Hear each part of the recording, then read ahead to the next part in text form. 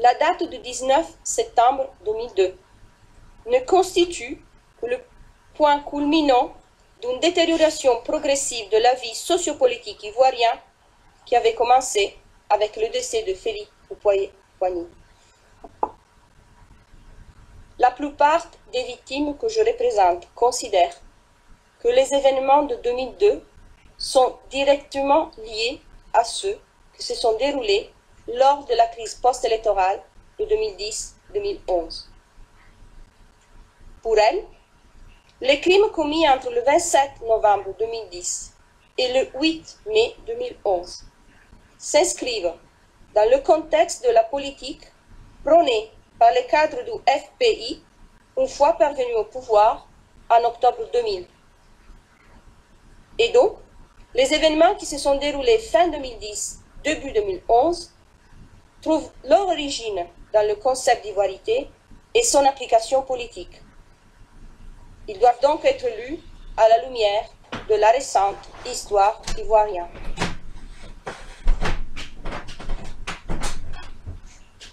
Les crimes dont les victimes que je représente ont souffert ont été commis dans le cadre de la mise en œuvre d'un plan soigneusement organisé dont le but était le maintien au pouvoir à tout prix de M. Laurent Gbagbo à travers l'utilisation tant de moyens privés que de moyens publics. Dans ce but, une campagne médiatique a été menée pour déstabiliser Alassane Ouattara ainsi que les militants du RDR et les personnes qui leur étaient assimilées de par leur origine nationale, leur ethnie ou leur religion. Cette campagne s'est accentuée durant les différentes rencontres organisées par le FPI lors de la campagne présidentielle. La presse écrite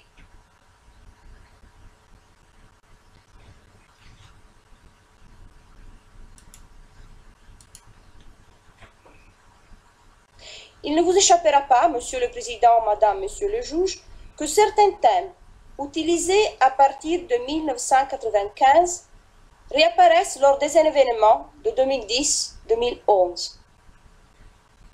Le 24 novembre 2010, Ben Soumaro, ancien directeur de la RTI et député à l'Assemblée nationale, face aux militants du FPI à la maison communale de Cocody, tenait ces propos, je cite. « Comment puis-je penser un instant que vous puissiez laisser ces gens continuer d'insulter les Ivoiriens? Nous ne ménagerons aucun mot pour vous dire ce qu'ils sont, ce qu'ils font, ce qu'ils ont été et ce qu'ils veulent nous cacher. Tout sera dévoilé. Chers amis, je plaide coupable du crime de xénophobie sélective. Alassane Ouattara est un étranger. » Fin de citation.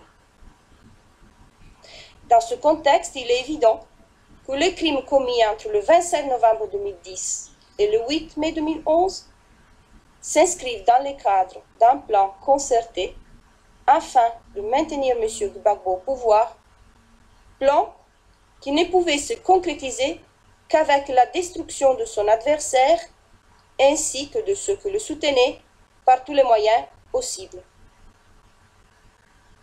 Les cibles étaient choisies en raison de leur appartenance ethnique, Djoula, Mossi, Sénoufo, Baoulé, religieuse, musulmans, ou de leur nationalité, citoyens d'États de l'Ouest africain tels que le Mali, le Burkina Faso et le Niger.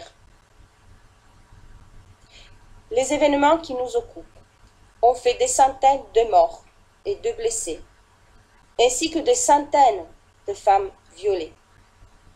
Le nombre de victimes est beaucoup plus élevé de celui des victimes admises à participer au procès. Toutes les victimes que je représente aujourd'hui ont des difficultés pour se reconstruire, n'ont pas d'argent pour se soigner, ne bénéficient d'aucune assistance conséquente. Le traumatisme lié à ce qu'elles ont vécu occupe encore l'essentiel de leur quotidien, perdurant sans relâche leur victimisation. Les victimes résident toujours dans les endroits où les crimes dont elles ont souffert ont été commis. Or, dans la ville d'Abidjan, dans les mêmes quartiers, cohabitent communautés d'ethnies et religions différentes. Si bien que les victimes cohabitent toujours avec leurs bourreaux dans les endroits où les crimes dont elles ont souffert ont été commis.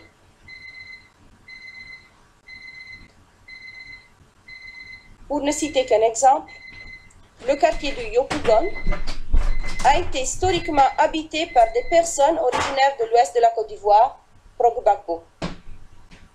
C'est d'ailleurs pour cette raison que ce quartier s'est toujours présenté comme un bastion du FPI. Par la suite, l'urbanisation a abouti à l'installation de personnes originaires du nord du pays au sein de ce quartier. Ainsi, qu'il s'agisse du sous-quartier de Mamifété ou de Doucouré, les victimes que je représente se retrouvent très minoritaires et doivent vivre aux côtés de leurs agresseurs. Outre une revictimisation continuelle, cette cohabitation rend la situation sécuritaire précaire encore aujourd'hui. Mais l'ancien président ne pouvait pas agir toute seule. Un plan d'une telle ampleur ne pouvait pas être accompli par une seule et unique personne. En effet, ce plan a pu être mis en place grâce à l'action de l'entourage de M. Gbagbo.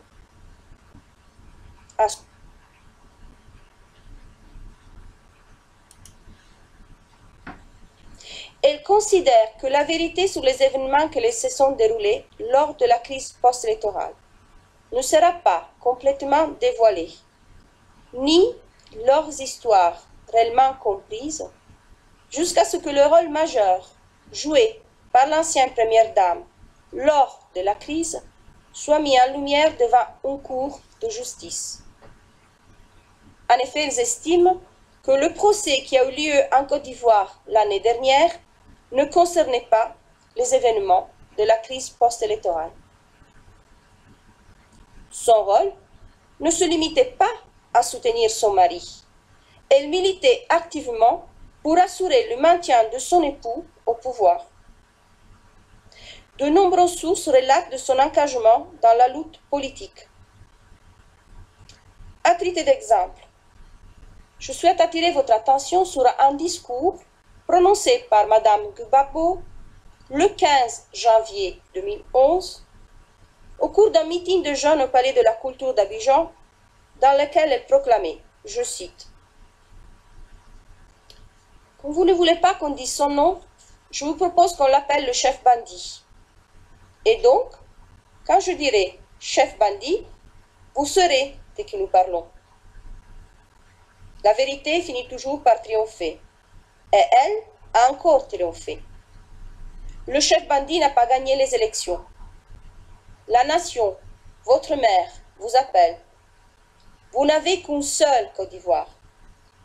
Aujourd'hui, le diable et ses acolytes la menacent. Vous devez la défendre contre celui qui veut la dénaturer et la prostituer par ses mensonges et son banditisme. Alassane Dramane Ouattara doit être renvoyé à Sindou au Burkina, chez lui. Fin de citation.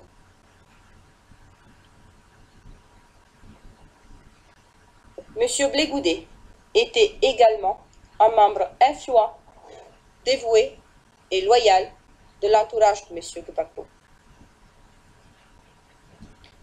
À l'époque des faits, ministre de la Jeunesse et de l'Emploi, surtout leader des jeunes patriotes et porte-parole de M. Gbagbo auprès d'eux, a joué un rôle essentiel dans la mise en œuvre du plan commun. Les agissements des jeunes patriotes, mouvement créé en septembre 2002, une semaine après la tentative de coup d'État, sont une composante essentielle de ce plan commun. Les victimes font référence essentiellement à deux formes de violence dont les jeunes patriotes s'y sont rendus responsables au cours de la crise post-électorale. les pillages et les multiples barrages érigés par des soi-disant comités de surveillance de quartier tenus par les jeunes patriotes à Abidjan. Contexte qu'il convient de préciser et doivent être analysés dans le cadre de la bataille politique relative aux résultats de l'élection présidentielle du 28 novembre 2010. Le 2 décembre 2010, la Commission électorale indépendante déclare le candidat Alassane Ouattara vainqueur du scrutin avec 54,1% de voix. Malgré ce verdict, M. Gbagbo prête serment, garde le contrôle de la télévision publique, du siège du gouvernement, des locaux des différents ministères dans le quartier administratif du plateau. Ce maintien du pouvoir sans titre est dénoncé par l'opposition ainsi que par la communauté internationale. Dans ce bras de fer, le contrôle de la rue devient la ressource principale du jeu politique, d'autant plus que les multiples tentatives diplomatiques pour amener M. Gbagbo à céder pacifiquement le pouvoir s'avèrent vaines.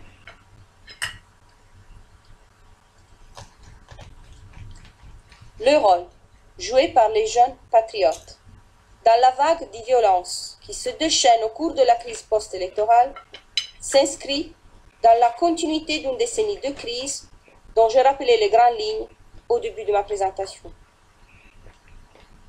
Il s'ensuit que, contrairement à son caractère apparemment spontané, la mise en place des barrages et le pillage systématique n'est qu'un instrument politique, lucidement planifié, rapidement mis en place. Cela est aussi confirmé par la dynamique de prolifération des barrages, des pillages et des violences ciblées, survenant quelques heures après la tenue de la fameuse Assemblée générale de la Galaxie patriotique, le 24 février 2011 à Yopougon, dont l'accusation a relaté ce matin. Et c'est Charles Blé Goudé qui préside cette assemblée. Il appelle les jeunes patriotes à leur rôle de cordon humain de sécurité du président Gbagbo, en les incitant à s'organiser en comité. Ces comités étaient destinés non seulement à empêcher le déplacement de l'ONUCI, perçu comme complice des forces anti-Gbagbo, mais également à trouver et à chasser les étrangers à Abidjan et dans le reste du pays. Vous avez déjà entendu cette citation. Vérifiez les entrées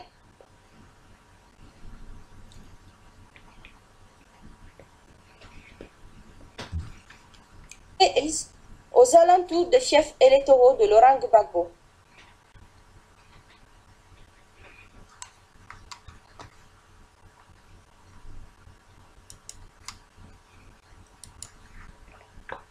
De Yopougon, qui se transforme subitement en un gigantesque tamis. Des barrages sont dressés çà et là à partir de sacs de sable et de débris d'étal. Sans exception, les véhicules sont méticuleusement fouillés.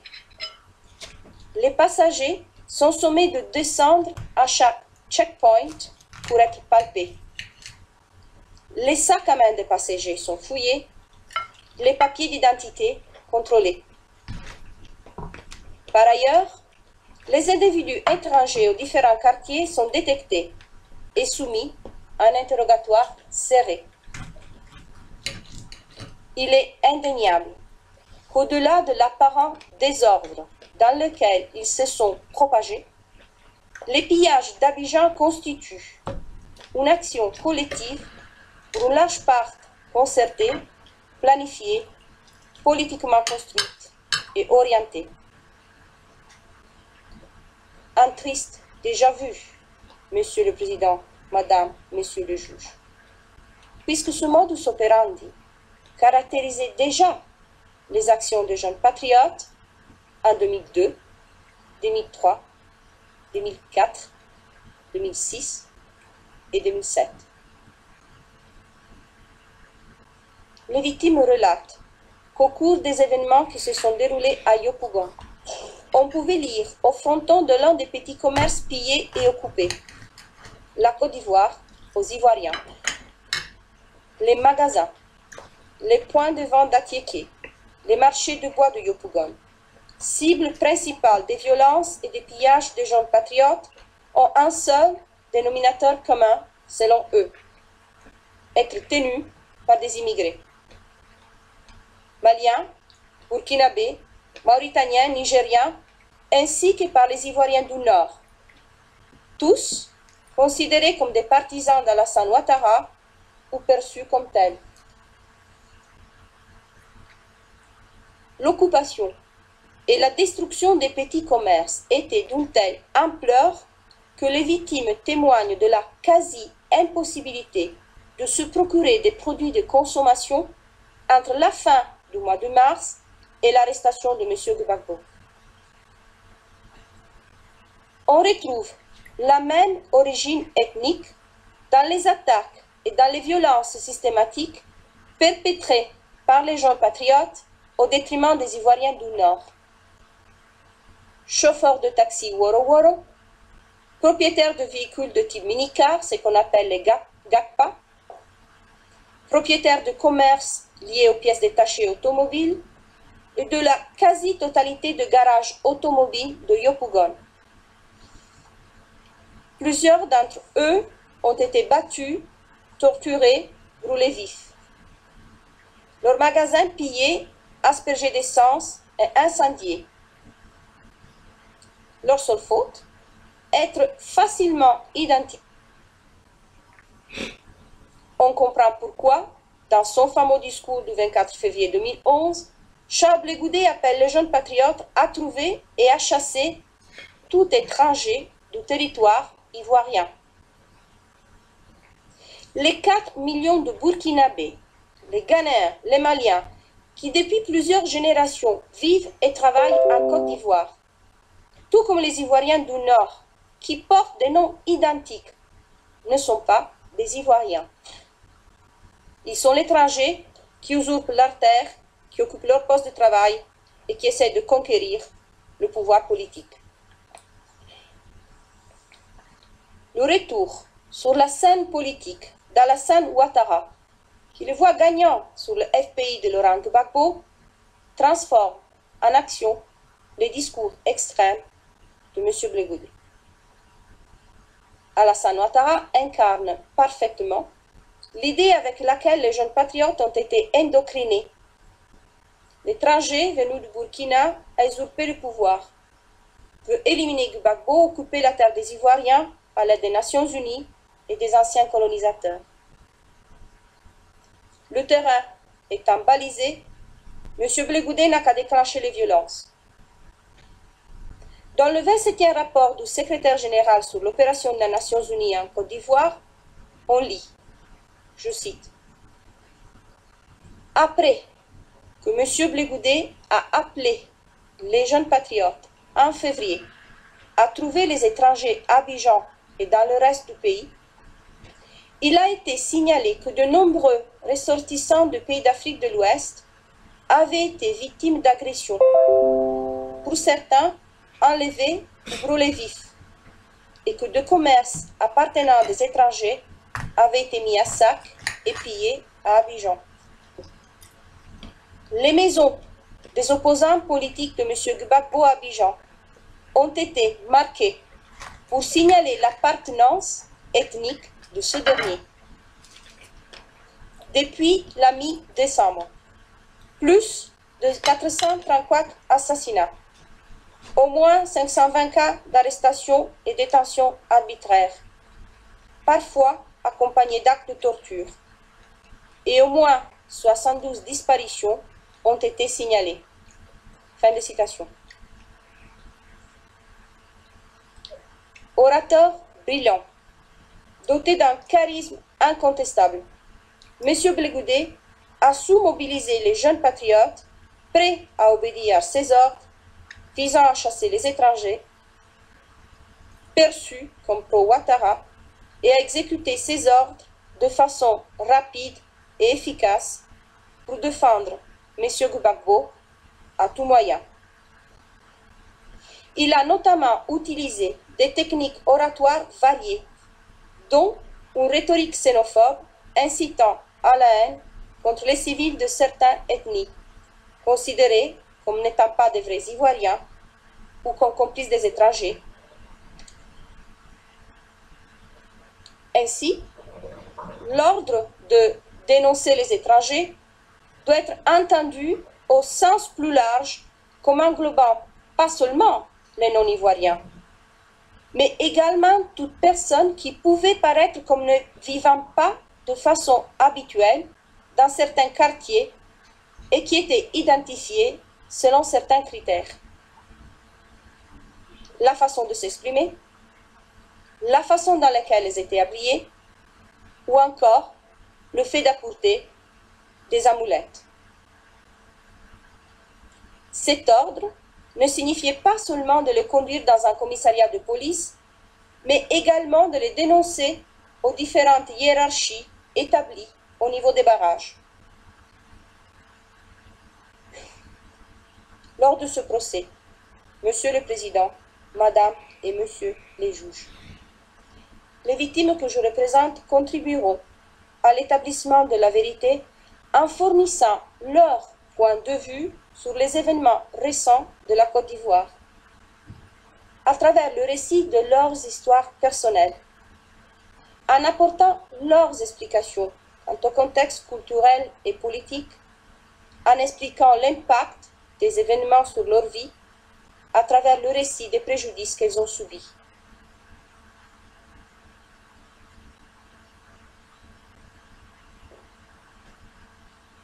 Monsieur le Président, Madame et Monsieur les juges, il serait erroné de dire que les victimes n'ont aucune attente. Elles n'en ont que de légitimes, à l'instar de ce que tout individu a à l'égard d'une cour de justice. Les victimes attendent que la justice un jour soit rendue. Les victimes attendent que la vérité soit faite sur les exactions commises, pour que leur souffrance d'aujourd'hui puisse être apaisée, mais surtout pour que les crimes et les horreurs du passé ne se répètent pas dans l'histoire de la Côte d'Ivoire. Les victimes attachent à cette procédure une valeur importante, essentiellement pour trois raisons. D'abord, elles estiment que la juridiction nationale n'a pas démontré être capable de mener à bien des enquêtes et des poursuites contre les auteurs allégués des crimes commis lors de la crise post-électorale. S'il est vrai que deux des individus qu'elles estiment être responsables des crimes dont elles ont souffert sont aujourd'hui ici, devant vous, pour être jugés, plusieurs restent impunis et continuent de vivre dans les endroits où les victimes elles-mêmes résident. Deuxièmement, la commission Dialogue, Vérité et Réconciliation, mise en place à l'issue de la crise, dont la mission principale constituait à œuvrer en toute indépendance à la réconciliation et au renforcement de la cohésion sociale entre toutes les communautés vivant en Côte d'Ivoire, n'a pas été, selon la plupart des victimes, à la hauteur des attentes. Troisièmement, la question des réparations pour les victimes reste une chimère. La Commission nationale pour la réconciliation et l'indemnisation des victimes des crises survenues en Côte d'Ivoire a été créée le 24 mars 2015. Le but de la Commission est celui de parachever la mission de la Commission Dialogue, Vérité et Réconciliation et de répondre à l'impératif devoir de réparation qui incombe à l'État vis-à-vis des victimes. Au-delà de cette déclaration de principe, plusieurs questions sensibles restent ouvertes. Qui pourra effectivement bénéficier des réparations? Quelles ressources financières sont effectivement disponibles? En raison des échecs nationaux, tous les espoirs des victimes sont tournés vers la Cour, afin de pouvoir enfin connaître la vérité. Pour les victimes, le droit à la vérité est l'une des composantes du droit à la justice. Dans le processus de mise en œuvre de ce droit, les victimes ont un intérêt central à ce que l'issue de cette procédure apporte de la clarté au sujet de ce qui s'est effectivement passé et comble l'éventuel fossé qui pourrait perdurer entre l'établissement procédural des faits et la vérité elle-même. Les victimes sont des acteurs indépendants des procédures qui se déroulent devant cette cour. Leurs préoccupations diffèrent de celles de l'accusation, n'en déplaise à la défense. Elles veulent utiliser ce droit qui leur est garanti de contribuer à la recherche et à l'établissement de la vérité. Ce processus passe par la prise de parole, le partage des faits vécus, la reconnaissance des préjudices qu'elles ont subis et des crimes qui en sont à l'origine. Le choix des victimes de demander à participer à la procédure est avant tout une démarche individuelle permettant à chacune d'entre elles de transmettre une partie de leur histoire et de leur connaissance des événements. Ainsi, tout au long de cette procédure, j'essayerai de vous transmettre les préoccupations individuelles et uniques exprimées par chacune des victimes que je représente. Car nous devons tous garder à l'esprit que l'histoire que nous allons tous ensemble essayer de retracer au sein de ce forum ne reflète pas seulement le passé, mais aussi le présent et le futur. En définitive, rappelons-nous tout au long de ce procès que ce sont les victimes qui sont au cœur de la procédure. Elles en sont la triste raison d'être. Ainsi, derrière les termes juridiques et techniques que chaque participant sera amené à utiliser, n'oublions pas que de centaines de femmes, d'hommes et enfants sont attentifs à l'évolution de ces procédures.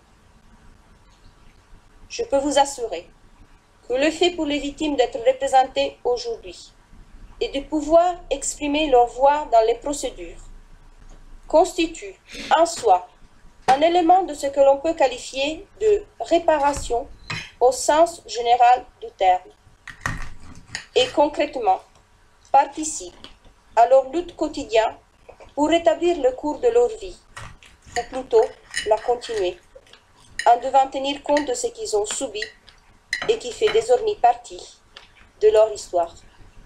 Je vous remercie. Thank you very much, Mrs. Macida. Merci beaucoup, Maître Macida, pour les représentants légaux des victimes.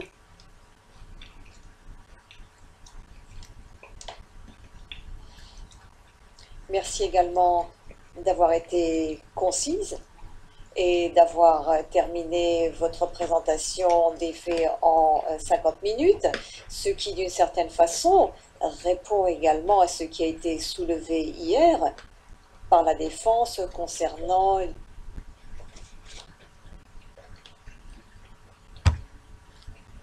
deuxième procureur, pas du représentant légal. Je dirais que ce n'est pas la même chose, ce n'est pas ainsi, parce que le procureur a eu 6 heures, alors que le représentant légal des victimes, qui représente plus de 700 victimes, a fait sa présentation en 50 minutes, et je pense qu'elle a vraiment donné les éléments importants concernant les points de vue et les préoccupations des victimes, sans adopter la position de deuxième procureur. Et par ailleurs également, il est clair que les victimes, que les points de vue des victimes sont plus connus par le bureau du procureur que par la défense. Bien, ça c'est autre chose. En tout état de cause, bien, je lève l'audience jusqu'à lundi 9h30, heure à laquelle la parole sera donnée à la défense. Et nous aurons lundi et mardi pour la défense, mais je dirais que nous avons toute la journée de lundi et également mardi, donc ce n'est pas soit lundi, soit mardi. Nous commençons lundi et nous continuerons mardi.